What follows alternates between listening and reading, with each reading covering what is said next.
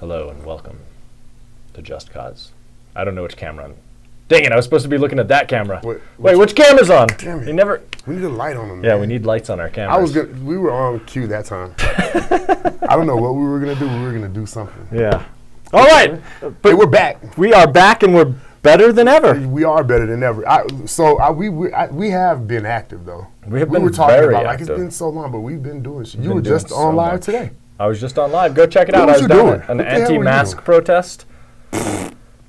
I tell you what. You know, look, I understand that your- people was that don't your like kind of being crowd? told what to do. Oh my God, dude. But like, when you start talking about like Satanists who are trying to depopulate the earth, Yeah. I can't You I can't engage. I don't know what to do at that point. Like, all right, guy. You got it.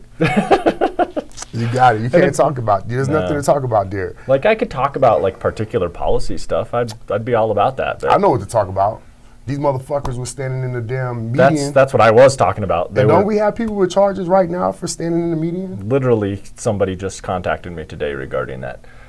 But yeah, there was not a cop in sight, which somebody took issue with. I said, "There's not a cop in sight," and they're like, "Or isn't there?" And I'm like, "Oh my God, yes, Right, maybe. yeah. I'm sure a vampire cop is somewhere, or whatever." Right. Vampires But don't I turn guarantee you invisible, I guess, there's but- not, listen, trust me, guys, they let you do whatever the hell you wanted to do today.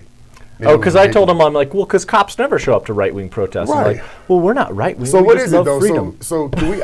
If we had Niski here right now, what would you ask him?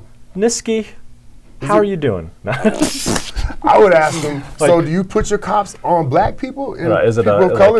is That's what it is, right? Oh, so why not? I mean, Right. You can't explain. What is it exactly that Because drives you Tig- guys to bring out the riot squad? Yeah, Tig brought him his whole truck, guns, mob trucks Yeah. down there, no cops. These people down here, no masks, talking about Satanism.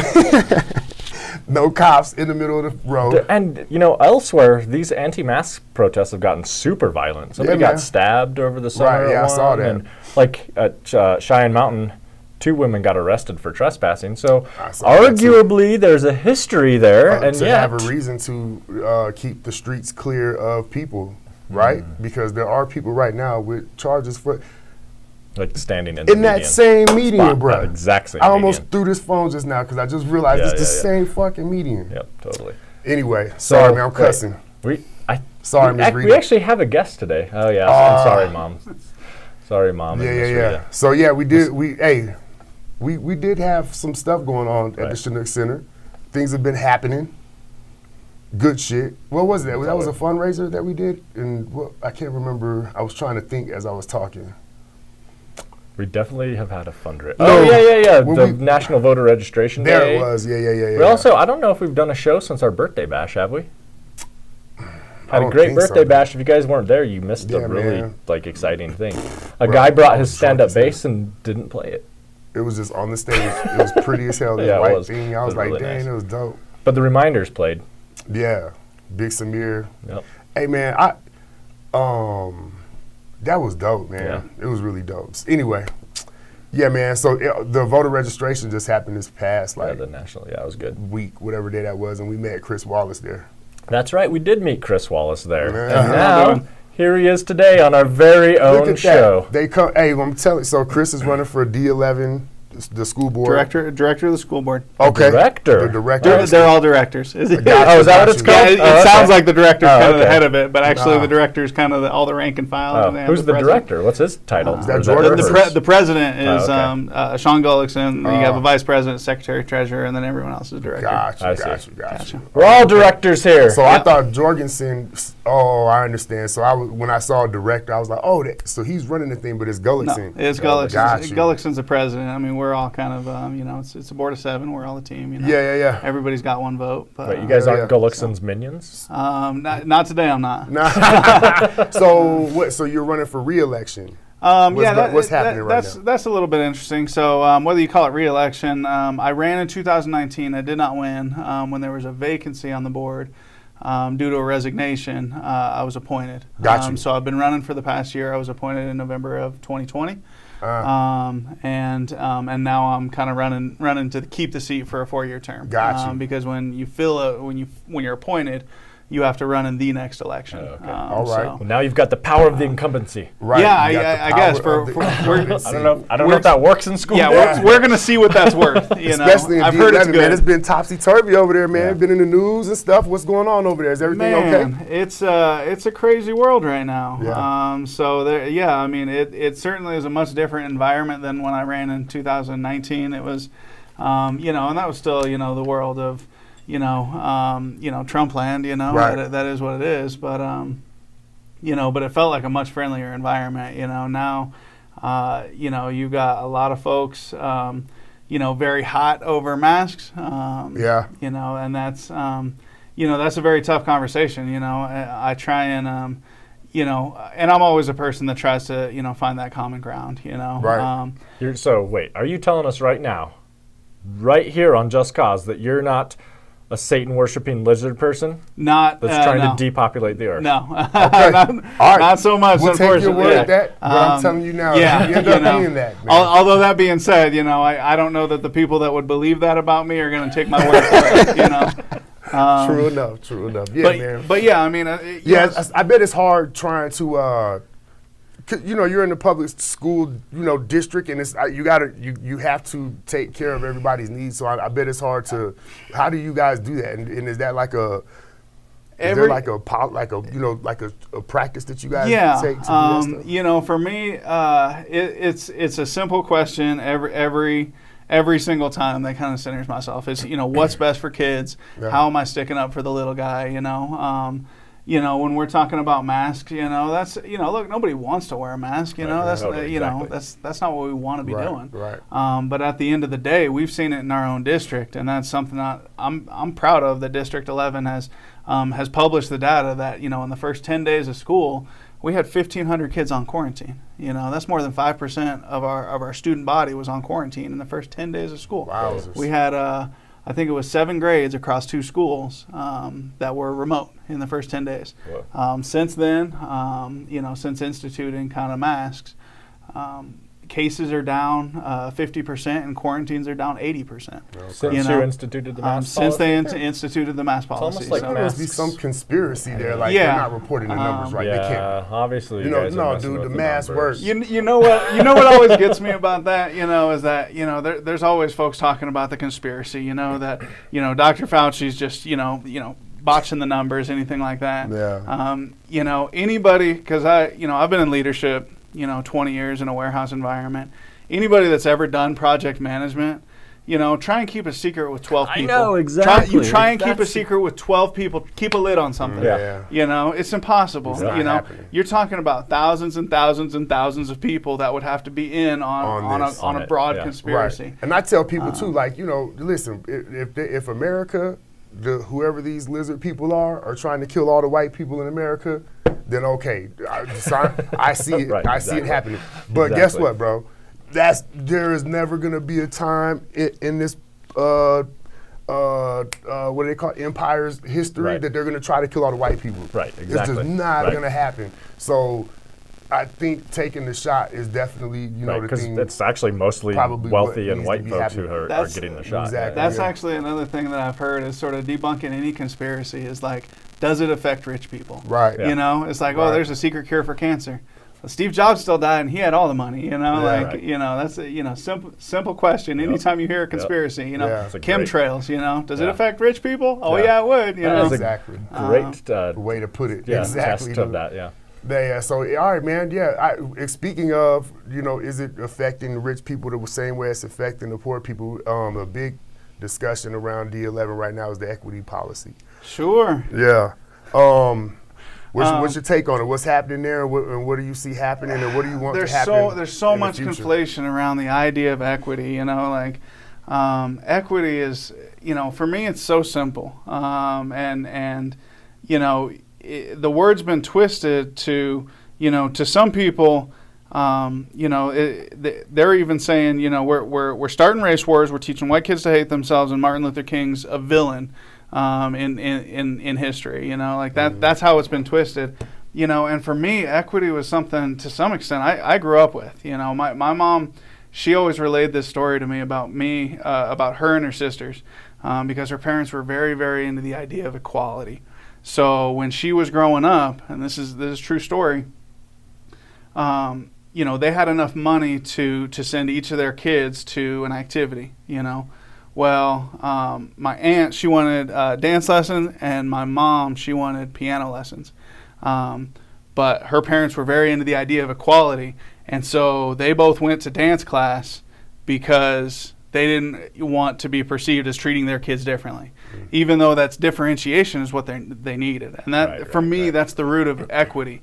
You know, it's not, you know, it's not treating everybody the same necessarily, but it's getting to a place of access to equal outcomes, you know, so that each kid has their needs met. The other way that I've kind of heard it that you know, really resonates with me is that, you know, if 3 people go to the doctor, one of them's got an upset stomach, one of them's got a broken arm, and one of them's got a cough, and that doctor gives all of them cough syrup, that's equality right there. You know, here's your equality, everybody's the same, everybody gets the same dollar amount, but you're not meeting each individual need. Right. So creating that environment where, you know, we're going to take a step back from sameness. You know, we don't need all our kids to be the same. They were never born the same. That educational model, truth be told, and probably never served our kids, never served all of our kids as well as we thought it did. Mm-hmm. You know, and really being willing to say, hey, it's not a major issue to differentiate our education. You know, we can differentiate our education and create an environment where each student has their needs met, and, you know, we get everyone across the goalposts in their own unique way. You know, some of them might be running, some of them might be walking, riding a bike, whatever.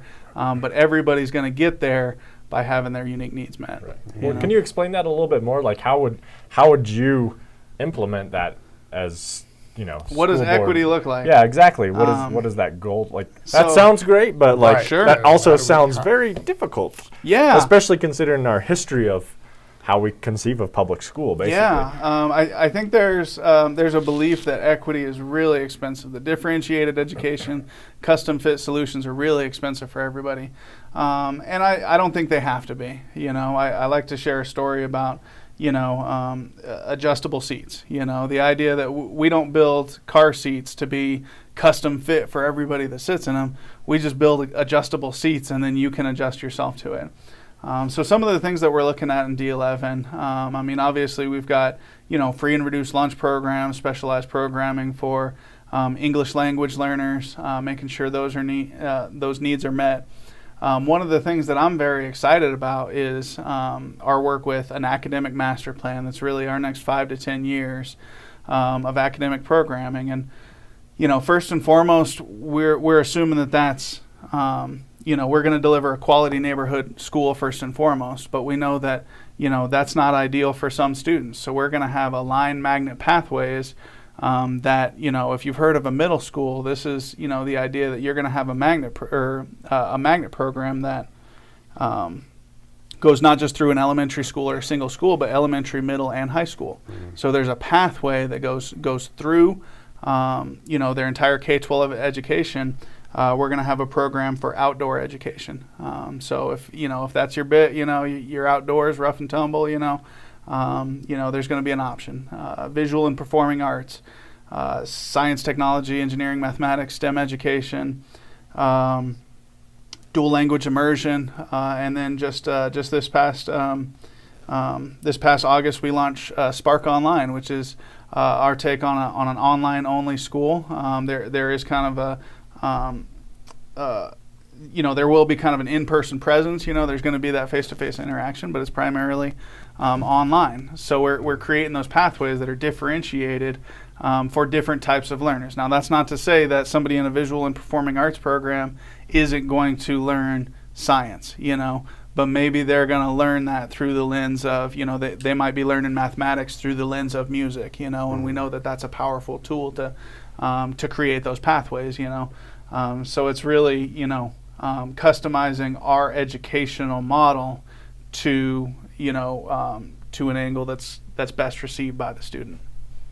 So, I mean, it's interesting. So it's basically like you're going to start tracking kids into these programs like in elementary school? Is that what it sounds like? Like, how does that There's going to be work? some option for that, and and I'll say that a lot of that hasn't been hammered down, you know, like where those sites are going to be. I would certainly like to see, you know, folks getting mixed up with their zip codes, you know. So if we do, you know, if we're going to do something on the northwest of town, you know, that at the elementary school level, let's see the middle school level, you know, pick up on the southeast of town. Now, a big piece of that is transportation, right? So we want to make sure, you know, I mean, transportation is where equity starts. Transportation is not where equity ends. So the first and foremost thing is we have to guarantee that we've got transportation access, that's not a barrier to students, because we know, you know, right now that can be a barrier to students. Right. You know, folks can choice their kids wherever they can transport them. Right. But we have to create those opportunities and guarantee that there's transportation access associated with it. Right. So, do all of these things, is it doable with the budget the way it is and the way things are set now, or what would need to change to make that happen? I mean, I think it is. You know, D11 is in a pretty great position financially, and I'll just put a quick plug in for our bond. We have managed our finances particularly well. We passed a bond about 20 years ago, and we are set to retire that debt by December, I think, of next year, which puts us in a position to now be going to the voters this November, asking them to say yes on 4B. Which will continue that. So it's not a new tax, it's a continuation of the funding structure that's already in place. Yeah. That'll generate $350 million to help create some of these spaces. We know that we've got some schools that are almost 100 years old. Right. And when you're talking about a building 100 years old, they weren't planning for electricity, much less the internet. Yeah. So creating some spaces that, might have some more internet connections. If it's a STEM space, you're going to want probably more sinks in that classroom. Visual and performing arts, you might want, a dance floor, whatever that is.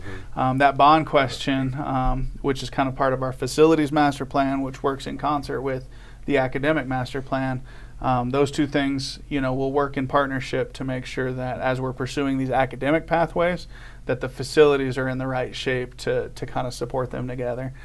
So there is some money that we're going after to help create these spaces, but I think from a continuing standpoint, I think the money's there. That being said, I'm always an advocate that the better job we do funding our education on the front side, the more that we can kind of push back on some of these some of the challenges we have with society on the backside, Right. whether that's, poverty, addiction, all of these things, education is the precursor to all that. We know that there's a school to prison pipeline, the better job we can, spend the good money on the front side, you'd be saving yourself a lot of money on the backside. Yeah. I'm glad you mentioned that. I was going to ask you, do you believe that it's the school district's responsibility to address desperate outcomes? And do you believe that? Is that our responsibility? It's tough to say what's the responsibility. I think that's our opportunity. Okay. I think that's a tremendous opportunity that we have in front of us. And that's, that is a thing that we can do, and that's equity too. Right. That's creating. What we notice is that school districts that I'll just say over police their students, that can put you in a situation where you get in trouble in your early 20s, Right. for example, and lo and behold you already had 2 strikes against you in high school, because we kind of had this over policing model, and it doesn't have to be that way. District 11 is very committed to the idea of multi-tiered systems of support, Yeah. Restorative justice. The better job we can do, preventing, somebody, a kid from getting a record. I think that's better for all of us. Right. Lord knows I made some hay when I was in my teenage years. I think like everybody, adolescence is a time when you're figuring things out. Yeah. You spend that time figuring things out, but I was certainly very unlucky that I never wound up in the criminal justice system as a result of running out like a dog in the streets in the middle of the night. You know what I mean? Yeah. Um, Yeah. skin color does bring some privilege sometimes. A little bit. But how do you deal with that? Because, I know, I remember this. So I used to live in Scranton, and my son went to middle school there, and he talked about like how the school resource officer there was just a huge prick. And he was like, yeah, of course, like always harassing the people of color. He like essentially beat up a black kid in front of everybody in the lunchroom one day. And he did, when he came to Palmer, he's like, our school resource officer's not that bad, actually. He's like, seems like a pretty nice guy. But I don't know if that's the case at Mitchell, for example. Like Sure. how do you actually address that? Like, do you support getting cops out of schools? Do you think that they're necessary to be in schools? Because like I think cops came around into schools like basically at the end of my school career. That's when cops were starting to be put in schools. But that seems like, what's even the purpose of having a cop in school? Like, Sure. if you really believe in restorative justice, the existing criminal justice system definitely isn't there. Right. So like. Yeah, so I think we need to create partnerships of trust, and that's absolutely a two-way street. I will say that, it is an option, and we've seen this in other school districts in our state, to where, they terminate that contract, now you're bringing in security guards who very likely are less trained and probably, some of whom may have applied to the police academy and not made it. You know what I'm saying? Right. So, you want to be careful of the situation you're getting into. I do think we do have some great school resource officers, and I will say that they, as part of being part of that program, have some instruction around de-escalation, how to deal with the juvenile mind, trauma-informed care. These are the things that I'm interested in, regardless of who's kind of in our schools. I do think that there's an opportunity to build trust there, and that's I think that's incumbent on our SROs to make sure that they're first and foremost building a relationship of trust, because I think that's their job is made harder because there's very fractured trust right now, and we have to create an ecosystem where they're fostering trust. But we also know that power dynamics being what they are, it's incumbent on them to kind of, be reaching out and fostering that trust from the position of power. Right. So do they have regulations from the school district? Because they're CSPD, obviously. Yeah, right? they are. But do you guys control how the? Because personally, I don't think kids should be getting arrested in schools, unless they've murdered somebody, right? But there's. There's situations. I mean, life is life, right? Like life gets crazy. I mean, I was in high school in Denver when Columbine happened. So I understand that sometimes there's situations where people need to be protected, but I do think, and D11 does, as part of, the participation in the SRO program, there is kind of a battery of trainings that kind of go along with that. Because for me, trauma-informed care is something that is near and dear to my heart. We know that hurt people hurt people. So usually unfortunately the folks that are behaving the worst are in need of the most supports, and I'll just say love, so how do we create an ecosystem where the first response isn't violence and authority. The first response is, how can I help you, brother? So regardless of whether it's a security guard, SRO, I just want to make sure that they're adequately trained and understand that, that this is, that they're agents of the community. They're here to build community. That should be the idea, Yeah. This is a tough one. I think they need to get out of there, and there's other ways to get it done. And we walked on the moon.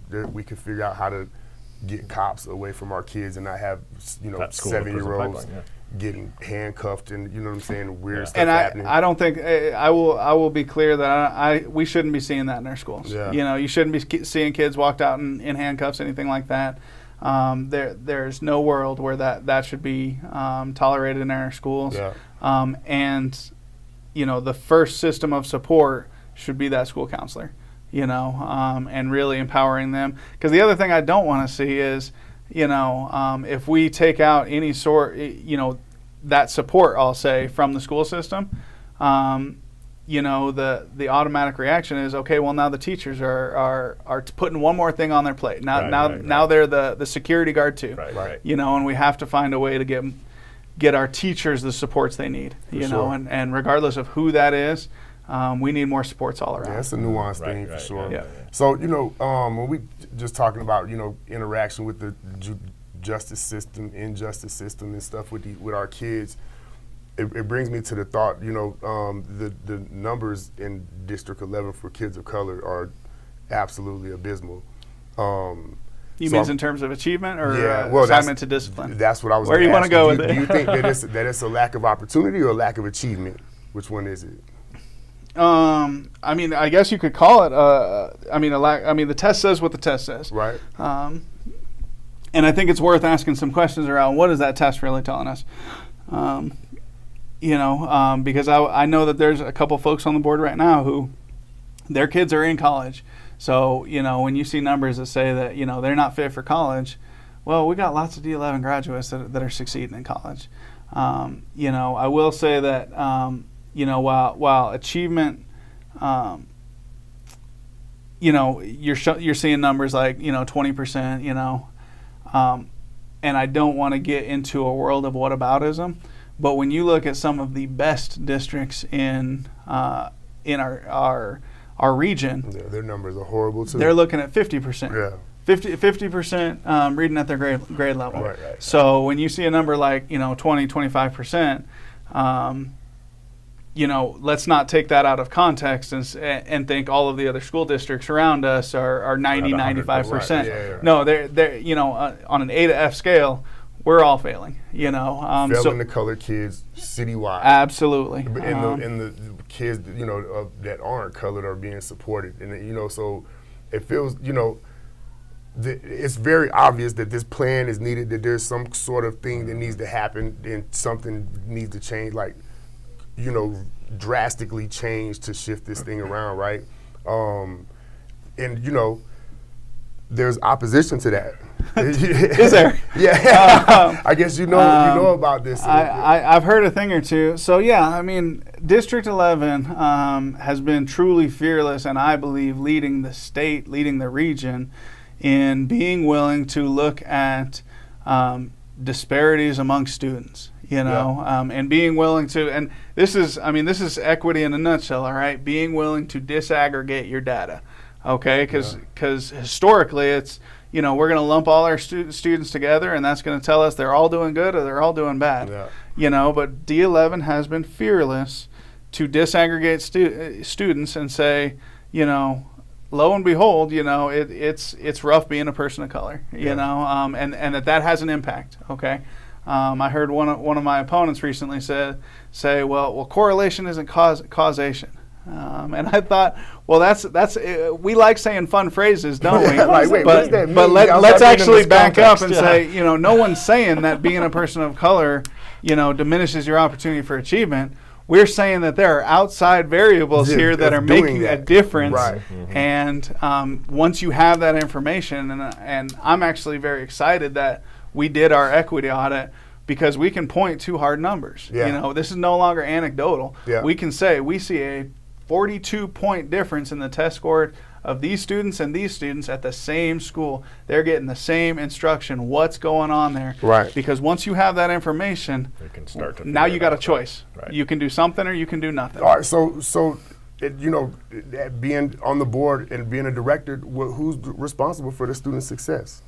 At the end of the day, I mean, the buck stops with me. I'm the elected official, right? Yeah. Like, so I mean, it's not the parent. Who is the parent responsible for their success? I mean, it takes a village, right? Yeah. I mean, we're all in this together. You know, I am not. You know, I'm a big person that believes that we need to differentiate blame from responsibility. Okay. I'm not saying it's my fault that somebody else's kid isn't achieving, but it is my responsibility. You know, I need to come from a place of what more can I do? Because at the end of the day, you know, we all do better when we all do better. Yeah. You know, and so, you know, I kind of center myself around, you know, it doesn't matter what caused this. It doesn't matter whose fault this is. You know, I could spend all day talking about whose fault it was. At the end of the day, what are we going to do about it? And I think, you know, we've got there's some great characters on the board that support this work. You know, I think we have a superintendent that believes in what we're doing, and we're taking the steps. You know, we like that guy. You know, we got to make sure we deliver. I mean, he seems fine, I guess. Yeah, Mike Dr. Thomas, Yeah. Was he on the show? Did he come on the show? No, we should get him on there, actually. So, I mean, I think that's a good idea. That's a good perspective, because I think when Alexis was on, she was talking about how, like, in the classroom, it's the parent or it's the teacher's responsibility. Yeah. But I think, like, every official should see it that way. Like, you're on the school board. No, it's the school board's responsibility. The principal should be like, no, it's my responsibility. Because if everybody actually took that seriously, right. And, like, responsibility being, like, seeing what that actual responsibility is, like responsibility for teaching every kid the same, you know, like, well, not the same, like you were saying, but, you know, like making sure that it's there for them. Yeah, you know, I heard. I don't mean to cut you off, but with somebody at the meeting the other day, I went to Mitchell High School. I'm trying to think of what it was called. It was the coffee, the ecosystems of Equity Cafe. There we go. Yeah, the community cafe, and it was said there that the apple can be there, but the kids need to reach it. And it was, you know, I'm like, okay, but the freaking apple isn't there, dude. You know what I'm saying? Like, it's not there. So, you know, I especially at Mitchell. Well, I don't know. I mean, how do you prevent a Mitchell from like? What happened to Mitchell, and how do you prevent that from happening again? Is it this new model where it seems like there's not going to be neighborhood schools anymore? Is that? You know, I think. You know, it's never just one thing. It's never just like, you know, just the poverty or, you know, I think, so when you say what happened at Mitchell, I assume you're talking about kind of the fresh start. So that's like a euphemism. It's a politician's response, isn't it?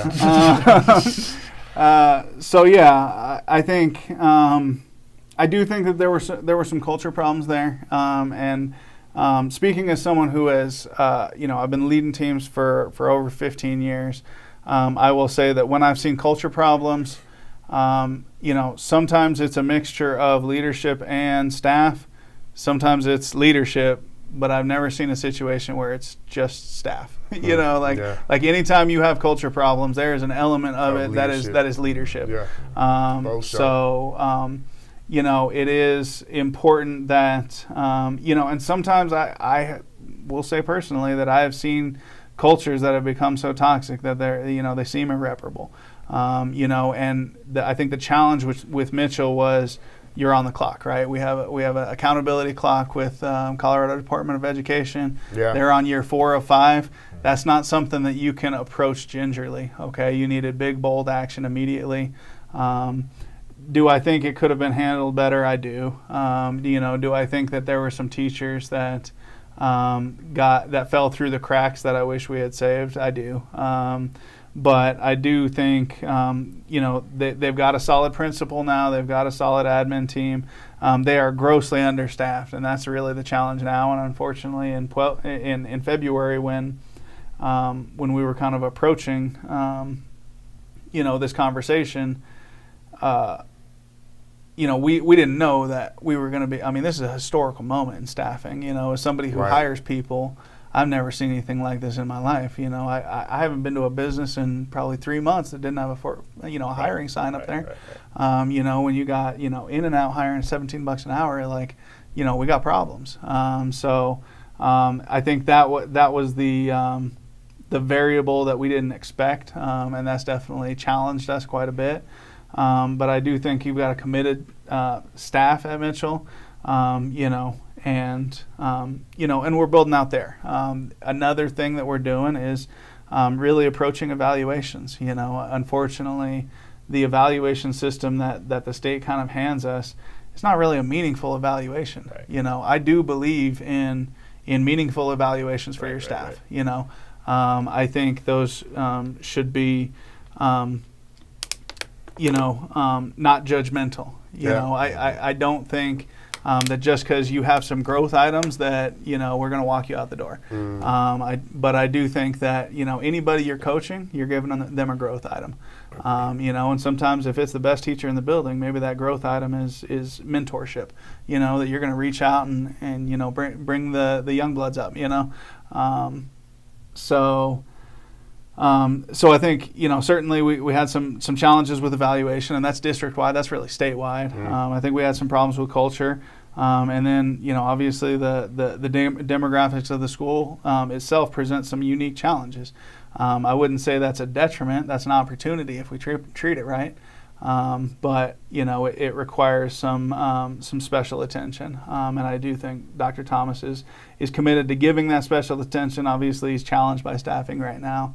But, you know, hopefully we, you know, get our legs underneath us, so to speak, with the staffing piece. Yeah. Because it does take staffing. I will say, if you want to approach something like restorative justice, you know, it's a lot easier to just beat somebody over the head with a stick, right? Right. You know, that's the thing with punishment, is it's easy to be heavy-handed. Exactly. It's a lot tougher to coach for, you know, behavior change. Right. You know, that's a challenge, and you need the bandwidth to do that. So it is really important that we get our staffing numbers up at Mitchell. Right. Hell yeah, man. Well, hey, we're at 30 minutes, bro. Yeah, we're probably past it. Yeah, I think we passed I saw it a sign, minute but ago. I missed it. Yeah, we got 30 minutes, 20 minutes ago. Yeah, hey, well, I'll tell you, man, I really appreciate you coming on. I asked you one time, and you was all the way for it. But I met you at the Chinook Center at that event with the community. Sure. I believe that not only Mitchell's answer to whatever woes it is, but the whole district is in the community. There's nothing that's happened in that school that the community didn't go through and live through and survive through. So the district needs to go that way instead of like talking to each other about it. Like, go and grab the people. You know, like I was at that community cafe at Mitchell, and Mitchell's kind of unique the way it's built. It's like slap in the middle of a neighborhood. So there's, I mean, apartments, houses all around. There wasn't one person that lived in walking distance of the school at that meeting. So, you know, I think just, you know, there's things that could happen that way that will just fix, and it'll just start to fix itself. You know what I'm saying? KRS One said that the world feeds us poison by the pound, and the people will always regurgitate the cure every time. So if we figure that out, we'll be good, man. Also, organize. yeah, organize. Yeah, man. So anyway, we appreciate it, man. Thank you so much. Thanks for coming in. Hey, thanks for having me. We appreciate it, guys. Yeah, good And to we'll go. do some looking into his background to see if he's not or is a lizard person. Here to depopulate the world. All right, man. Hey, All right, appreciate thanks a y'all. lot. All Peace power. out, everybody. Yeah, man. We got your boy.